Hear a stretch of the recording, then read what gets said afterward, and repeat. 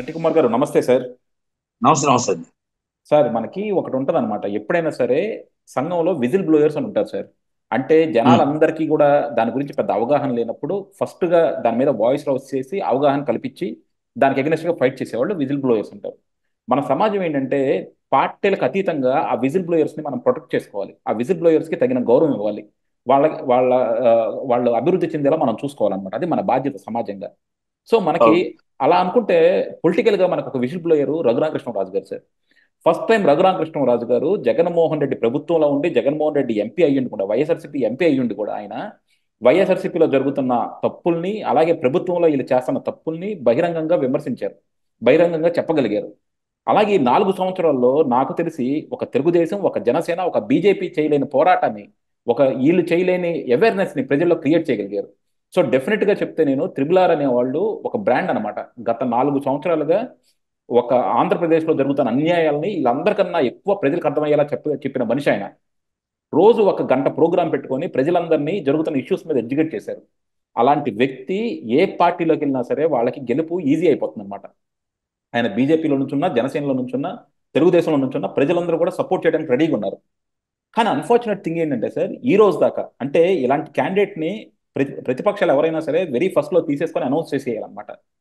కానీ ఎందుకు ఆయన్ని ఏ పార్టీ కూడా ఎందుకు ఓన్ చేసుకోవాలా అంటే, ఆయన ఒకసారి ఏమో తెలుగుదేశంలోకి వెళ్తారని, ఒకసారి ఏమో జనసేనలోకి ఉంటారని, ఒకసారి బీజేపీలోకి ఉంటారని. ఒకప్పుడు డిస్కషన్లో ఏంటంటే ఆయన ఏ పార్టీలోకి వెళ్ళినా సరే నరసాపురం ఎంపీ టికెట్ మాత్రం ఆయనదే. నరసాపురం ఎంపీ టికెట్ రఘురామరాజు గారికి ఫిక్స్. కానీ పార్టీ ఏదన్నదే ఫిక్స్ కాలేదన్నట్టు మనం కూడా వీడియోలు చేసాం. కానీ ఈ రోజు ఓకే. చూస్తుంటే మాత్రం అవమానకరంగా ఆయనకి ఎంపీ టికెట్ అనౌన్స్ చేయాల, పార్టీ కన్ఫర్మేషన్ లేదు. నరసాపురం ఏమో బీజేపీకి ఇచ్చామంటున్నారు, బీజేపీలో ఏమో జగన్మోహన్ రెడ్డి బీజేపీ ఉన్న అనధికారిక పొత్తు వల్ల అక్కడ జగన్మోహన్ రెడ్డి రాజు గారికి టికెట్ రాకుండా కంట్రోల్ చేస్తున్నారు అంటున్నారు. ఇంకో పక్కన విజయనగరంలో ఇస్తారంటున్నారు, ఇప్పుడేమో విజయనగరం కూడా లేదంటున్నారు. ఏంటి సార్ అసలు ఇంత గట్టిగా ఫైట్ చేసిన ఇప్పుడు వ్యక్తిని ఎందుకు ఒకటండి. ఓన్ చేసుకోలేకపోతున్నాయి? ఇప్పుడు ఒక మాట అండి. మీకు అర్థమైపోతుంది ఇప్పుడే. ఎన్డీఏ కూటమిలో చంద్రబాబు గారు చేరారు. ఎన్డీఏ కూటమిలో ఎప్పటి నుంచో పవన్ కళ్యాణ్ గారు ఉన్నారు. ఎన్డీఏ కూటమికి డైరెక్ట్ గా అండ్ ఇండైరెక్ట్ గా supported is already Vijayasai Reddy గారు. మొత్తం చక్రం తిప్పుతూ ఢిల్లీలో మొత్తం వాళ్ళ కేసులు అవ్వచ్చు, ఇంకోటి అవ్వచ్చు, భయభ్రాంతులతో అవ్వచ్చు, ఏమైనా అవ్వచ్చు. Maybe YSR party supported is BJP. ఎందుకంటే వాళ్ళకి యాంటీ కాంగ్రెస్ పార్టీ కాబట్టి. ఇప్పుడు చంద్రబాబు గారు కూడా ఎన్డీఏ, పవన్ కళ్యాణ్ గారు ఎన్డీఏ. ఇప్పుడు ఎవరు కొట్టుకుంటున్నారు ఇక్కడ? పెద్దన్న పాత్ర బీజేపీ వాయిస్తుంటే ఈ ఓన్లీ ఎన్డీఏ వాళ్ళే కొట్టుకుంటున్నారు. ఎన్డీఏ వాళ్ళు ఒక వైసీపీ గెలిచినా ఎన్డీఏ బీజేపీకి వస్తుంది, వీళ్ళు గెలిచినా బీజేపీకి వస్తాయి. అప్పుడు బద్ద శత్రువు ఎవరు వైసీపీకి? రఘురామకృష్ణరాజు గారు. రఘురామకృష్ణరాజు గారు 4.5 సంవత్సరాలు, 5 సంవత్సరాల నుంచి ఏకదాటిగా కాంగ్రెస్ మీద ఇది మన వైసీపీ మీద ఎదురుదాడి చేస్తూ చేస్తూ చేస్తూ చావు బతుకుల మధ్య బయటకు వచ్చాడు. ఎందుకంటే కొట్టారు, చాలా చంపబోయారు, ఎన్నో జరిగాయి. అలాంటిది సుప్రీంకోర్టు కాపాడింది, ఎంతో మంది అడ్వకేట్స్ కాపాడారు. ఓకే, ఆ రోజు పార్టీలు కూడా సపోర్ట్ చేశాయి. అయితే ఇప్పుడు వై కేటగిరీ బీజేపీ కూడా ఇచ్చారు. ఇవన్నీ నేను ఏమంటున్నానంటే, మీకు ఇక్కడ వాళ్ళకి సీట్ అంటూ రాకపోతే in the supported and already మీకు వైసీపీ అడ్డుకుందని అర్థమవుతుంది, మీకు బీజేపీ వాళ్ళకి సపోర్ట్ చేస్తుందని అర్థమవుతుంది. అప్పుడు మీకు ఏమి లాభం? చంద్రబాబు గారికి బీజేపీ వాళ్ళు అటు వైసీపీకి సపోర్ట్ చేసి ఇటు మీకు సపోర్ట్ చేస్తే మీరు ఏం లాభం, మీకు ఎంత నష్టం కలుగుతుందో మీకు అర్థమవుతుందా అనేది నేను అడుగుతున్నా. రఘురామకృష్ణరాజు గారికి ఒక అలాంటి సీటు రాకపోతే అది వాళ్ళు జగన్మోహన్ రెడ్డి గారి ఒత్తిడే. మీరు అన్నట్టు ఏ పార్టీలోనూ ఆయన గెలుస్తాడు. ఎందుకంటే ఆయన వాయిస్ ఓవర్ అంత బాగా వినిపించాడు, అంత బాగా ఫైట్ చేశాడు. డైరెక్ట్ గా ఇండైరెక్ట్ గా చాలా ఫైట్ చేశాడు. అలాంటి వ్యక్తి ఈ రోజు మరి ఇప్పటికీ కూడా మరి అలాగే ఉండిపోయాడంటే, ఒక టికెట్ రాకపోతే అది సపోర్టెడ్ బీజేపీ వైసీపీకి సపోర్ట్ చేసి ఆ వైసీపీ వాళ్ళు ఆపారు అని చెప్పుకోవచ్చు. కొన్ని సీట్లు, కొన్ని సీట్లు వైసీపీ డైరెక్షన్ లోనే పడ్డాయని అనుకుంటున్నా. ఇప్పుడు అరకు ఉంది, అరకులో కొత్తపల్లి గీతా గారు గెలుస్తారని నేను అనుకోను.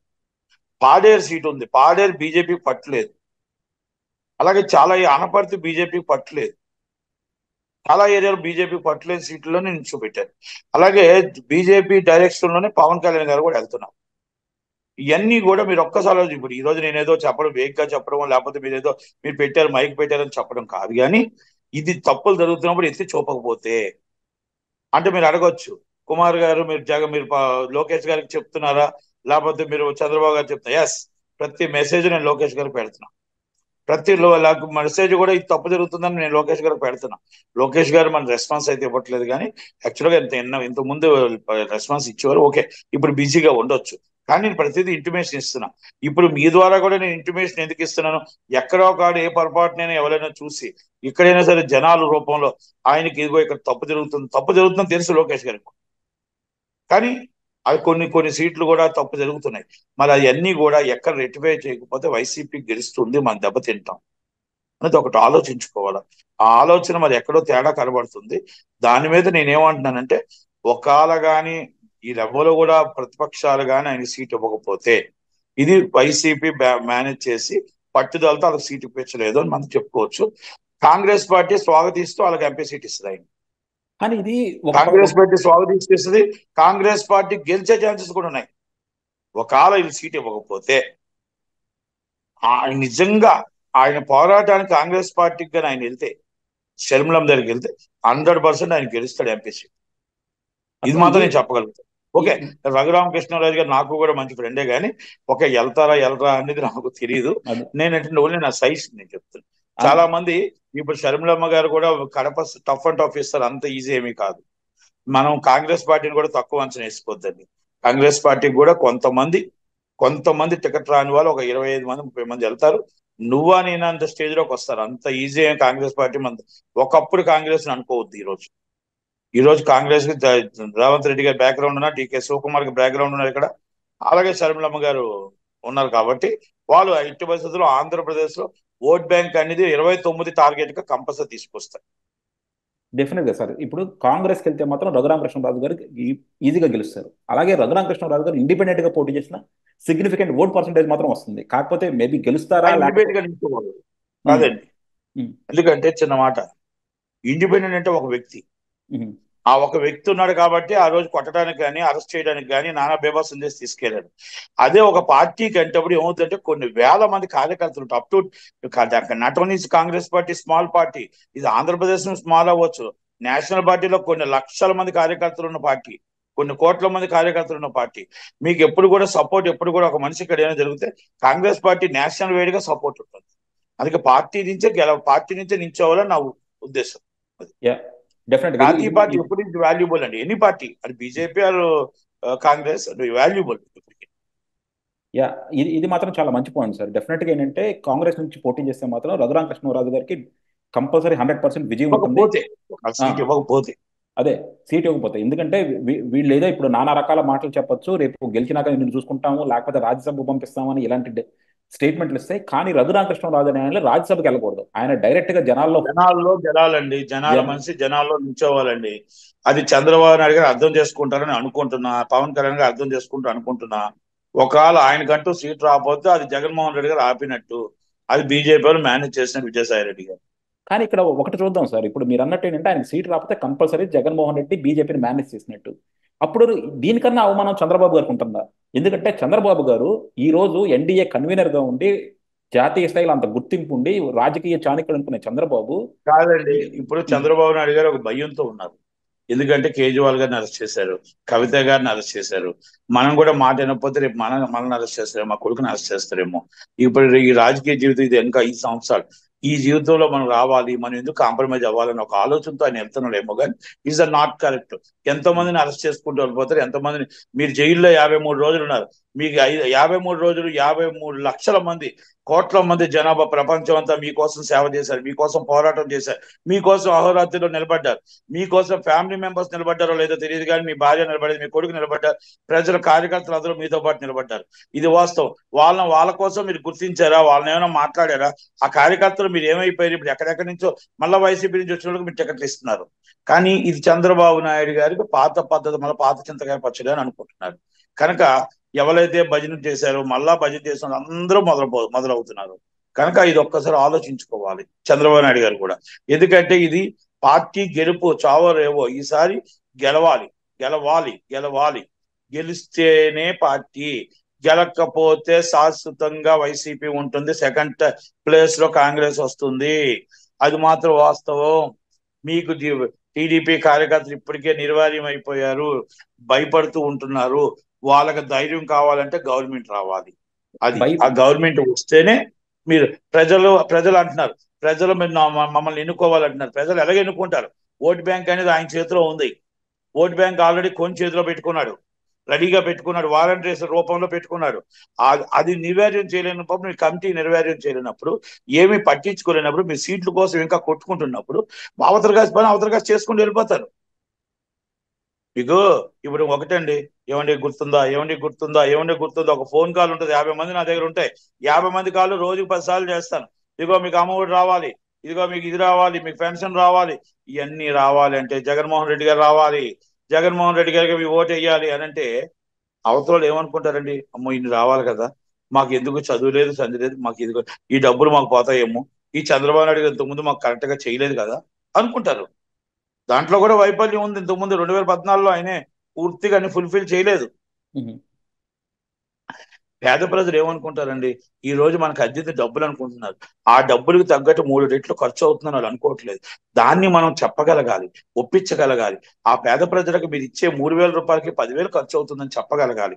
అది చెప్పి ఒప్పించి, మన రాష్ట్రం అధోగతి పాలైపోయింది, మన రోడ్లు బాగులేవు, మన మొత్తం టోటల్ గా స్థితిగతులు బాగులేవు, మన ఈరోజు కరెంటు బిల్లులు పెరిగిపోయాయి, మన మొత్తం టోటల్ గా జిహెచ్ఎంసీ మొత్తం టోటల్ గా జిహెచ్ఎంసీ మున్సిపాలిటీ బిల్లులు పెంచేశారు, విపరీతంగా చెత్త బిల్లులు పెంచారు, ఇవన్నీ పెంచారు. మాకు ఇస్తున్న డబ్బు ఎంత, మీ ఖర్చు ఎంత, మీ పెట్రోల్ ఎంత, మీ పప్పు ఎంత, మీ నూనె ఎంత, మీ బియ్యం ఎంత, ఒకప్పుడు ఎంత, ఇప్పుడు ఎంత, ఇవన్నీ మనం చెప్పగలగాలి. అది చెప్పకుండా ఎంతసేపు మీరు వాళ్ళు తిట్టుకోవడం, వాళ్ళు మీరు తిట్టుకోవడం అనేది కరెక్ట్ కాదు.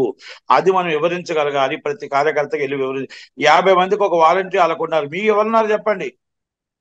మీకు కార్యకర్త లేని కార్యకర్తలు ఇంట్లో కూర్చుంటున్నారు. కార్యకర్తలు జనాల్లోకి వెళ్ళి ఓటు వేసుకొని రావడానికి అక్కడ సీటు కన్ఫర్మ్ అయిందా? ఆ సీటు కన్ఫర్మ్ అయితే ఆ వ్యక్తి వెళ్ళి బాబు 25 మందికి ఒక మనిషిని పెడతాడు. ఇవన్నీ లేవు కదండి. అదే కదా నేను అనేది. యా, డెఫినెట్ గా టీడీపీలో మాత్రం చాలా తప్పులు ఉన్నాయి సార్. స్ట్రక్చరల్ పరంగా కూడా చాలా నిర్వీర్యం చేసుకుంటా ఉన్నారు. అలాగే మీరు అన్నట్టు ఏంటంటే వైఎస్ఆర్సీపీ వాళ్ళు మాత్రం ఒక ఆర్గనైజేషన్ గా బాగా ఇంప్రూవ్ అయ్యారు. టీడీపీ మాత్రం ఆర్గనైజేషన్ లో మాత్రం దెబ్బతింది. ఒకప్పుడు స్ట్రాంగ్ ఉన్న టీడీపీ ఈ రోజు దెబ్బతింది. సో అలాగే చంద్రబాబు స్ట్రాటజీస్ కూడా ఎందుకు అదివరకు ఉన్నంత ఎఫెక్టివ్గా ఉండట్లేదు. మరి చూద్దాం. ఎందుకంటే ఈ రోజు నేను ఒక పోస్ట్ కూడా చూశాను అనమాట. చంద్రబాబు మన అందరికన్నా చాలా తెలియగలవాడు. మనం అనుకున్నది ఒకటి, ఆయన చేసిన దాంట్లో మనకు ఒకలా కనపడచ్చు, కానీ ఆయన విజన్ వేరుగా ఉంటుంది. సో డెఫినెట్ గా అది మనం పని అయినాకే మనకు దాని గురించి తెలుస్తుంది అన్నట్టు మాట్లాడారు అనమాట. జరగాలని ఇప్పుడు అది కదండి, పార్టీ రావాలి, గవర్నమెంట్ రావాలి, రాక్షస పాలన పోవాలని మనం అందరూ కోరుకుంటున్నాం. అవును. ఎందుకంటే అందరూ ఇబ్బందులు పడుతున్నాం కరెక్ట్. రేపు ఉదయం మొత్తం టోటల్ ఎకనామిక్ దెబ్బతుంది, మొత్తం టోటల్ గా మన పెట్టుబడులు రావట్లేదు, ఆ రాజధాని లేని రాష్ట్రం అయిపోయింది, అధోగతి పాలు అయిపోయింది, రోడ్లు బాగాలేవు, చాలా కష్టకాలంలో మనం ఉన్నాం ఆంధ్రప్రదేశ్. ఇవన్నీ మనకు ఉన్నాము. మనకి ఈ రోజు అమెరికా కాన్సులేట్ లేదు, ఏమీ లేదు, ఏ కాన్సులేట్లు లేకుండా ఉన్నాము. అన్ని కూడా ఈ రోజుకి 5 సంవత్సరాలు అయిపోయి 10 సంవత్సరాలు విడిపోయి ఇప్పుడు కొంచెం మనం తేలేకపోయామని ఒక బాధ కూడా మనకు ఉంది. డెఫినెట్ మనకు గా. అలాగే చంద్రబాబు గారు రావాలని కోరుకుంటున్నాం కాబట్టి ఎత్తుల్ని మనం కంపల్సరీ తప్పుని ఎత్తి చూపిస్తున్నాం. ఎందుకంటే చూపించకుండా మీ అంత తోడు లేడు అని భజన చేస్తే అది మంచి కాదు. అవును. మేము తప్పుని ఎత్తి చూపించగలగాలి, అది స్మూర్తిగా తీసుకోగలగాలి. తీసుకొని ఎక్కడ చెప్పింది, నట్టుకుమార్ చెప్పింది ఏంటి, మీరు చెప్పింది ఏంటి, ఎస్ నిజమే తప్పు జరుగుతుందా, నిజంగా ఎక్కడైనా జరిగిందా అని దీన్ని యాక్చువల్ గా తీసుకొని చేయగలిగితే మనం పార్టీని రెక్టిఫై చేసుకొని మనం రేపు గెలుపుకి 50 రోజులు టైం ఉంది, మించిపోయింది ఏం కాదు. మనం ఇవన్నీ కవర్ చేసుకుంటే 100% మనం గెలడానికి అవకాశాలు ఉన్నాయి. అది డెఫినెట్ గా అది సార్. చెప్పచ్చు. యా, డెఫినెట్ గా. ఎందుకంటే ఇప్పుడు మనం ఇచ్చేది క్రిటిసిజము పార్టీ మెరుగు కోరుకొని ఇస్తున్నాం, పార్టీ గెలుపు కోరుకొని ఇస్తున్నాం. సో డెఫినెట్ గా పార్టీ అధికారంలోకి రావాలని ఇస్తున్నాం. సో వాళ్ళు పాజిటివ్ గా తీసుకుంటే వాళ్ళకి హెల్ప్ అవుతుంది, అలాగే రేపు పొద్దున సమాజానికి కూడా హెల్ప్ అవుతుంది. కార్యకర్తలు కూడా పాజిటివ్ గా తీసుకోవాలి. ఆ ఏరియాలో ఉన్న వాళ్ళందరూ కూడా, ప్రతి ఒక్కరు కూడా ఈ వాలంటీర్లు కనిపెట్టండి. వాలంటీర్లు నిజంగా ఈ జనాలతో మమ్మికం అవుతున్నారా, ఈ 50 మందితో వాళ్ళు ఓటేయమని అడుగుతున్నారా, లేకపోతే వాళ్ళు ఓటేయమని ఈ మొత్తం టోటల్ గా పెన్షన్ ఇస్తేప్పుడు మీరు ప్యాన్ గుర్తుకు ఓటేయమని అడుగుతుంటప్పుడు మీ చేతనైతే వీడియో తీయండి, మీ చేతనైతే మీరు ఒక ఫోటోలు తీయండి, మీ చేతనైతే రికార్డింగ్ గా మొత్తం టోటల్ గా వాళ్ళ వాలంటీర్ ఎవరు చేస్తున్నారో తీసుకొచ్చి అక్కడ జిల్లా కలెక్టర్కో, ఆర్డీఓకో, లేకపోతే మీ పార్టీ ఆఫీస్కో, లేకపోతే ఎలక్షన్ కమిషన్ కో కంప్లైంట్ ఇవ్వండి. మీరు ఇమీడియట్లీ కంప్లైంట్ ఇస్తే వాళ్ళు ఇమీడియట్లీ ఎలక్షన్ కమిషన్ రిమూవ్ చేస్తుంది. అలాంటి వాళ్ళ అంత మీద కేసులు రిజిస్టర్ చేస్తారు. ఎందుకంటే ప్రచారం చేయడానికి వాళ్ళు పార్టీకి ప్రచారం చేయకూడదు. ఎవరు కూడా పార్టీకి ప్రచారం చేయకూడదు. ఎంఆర్ఓ చేసినా, ఆర్డీఓ చేసినా, ఎంపీడీఓ చేసినా, సర్పంచ్ చేసినా, ఆల్రెడీ మీ సిఇఓ ఈఓ చేసినా, ఎవరు చేసినా తప్పే. కనుక దాన్ని మనం ఇమ్మీడియట్ గా చూసుకొని కంప్లైంట్ ఇవ్వండి. మీ ఏరియాలో మీకు తెలుస్తుంది కాబట్టి ఆ నియోజకవర్గంలో మీ వాలంటీర్ ఏం చేస్తున్నాడు, మీ సర్పంచులు ఏం చేస్తున్నారు, మీ పంచాయతీ ఈవోలు ఏం చేస్తున్నారు, మున్సిపల్ కమిషనర్ ఏం చేస్తున్నాడు, మున్సిపల్ సిబ్బంది ఏం చేస్తున్నారు, మీ ఉపాధ్యాయులు ఏం చేస్తున్నారు, ఎంపీటీఓలు ఏం చేస్తున్నారు, ఆర్డీఓ ఏం చేస్తున్నారు, ఎంఆర్ఓ ఏం చేస్తున్నారు, జాయింట్ కలెక్టర్ గారు ఏం చేస్తున్నారు. కలెక్టర్ గారే తప్పు చేస్తే చీఫ్ సెక్రటరీ గారికి ఇవ్వండి, ఎలక్షన్ కమిషన్కి ఇవ్వండి. అలాగే మీకు ఎవరెవరు పెద్ద పెద్ద తప్పు చేస్తున్నారు అనుకుంటే పార్టీ ఆఫీస్కి ఇవ్వండి, అచ్చెన్నాయుడు గారికి ఇవ్వండి. దయచేసి మీరు అలాగే దాని మెయిల్ గార్డులకు ఇచ్చి పార్టీని కాపాడటానికి, పార్టీకి గెలటానికి ప్రయత్నం చేయమని. కార్యకర్తలే మీ బలం. కార్యకర్తలే ఈసారి మీరు గెలవాలి అంటే చంద్రబాబు గారు కార్యకర్తలే గెలవాలి. అలాగే ఓటు పోకుండా ఉండాలంటే Janasena voting, TDP voting, BJP voting కలవాలి. అది కలిసే విధంగా ఫైట్ చేసి కలిసే విధంగా ఎక్కడ తప్పు జరుగుతుందో అది కూడా అధినాయకత్వాన్ని తీసుకువెళ్ళండి. అదొకటి మాత్రం మనం చెప్పగలుగుతాం. Yeah, definite. Thank you sir, thank you very much అండి.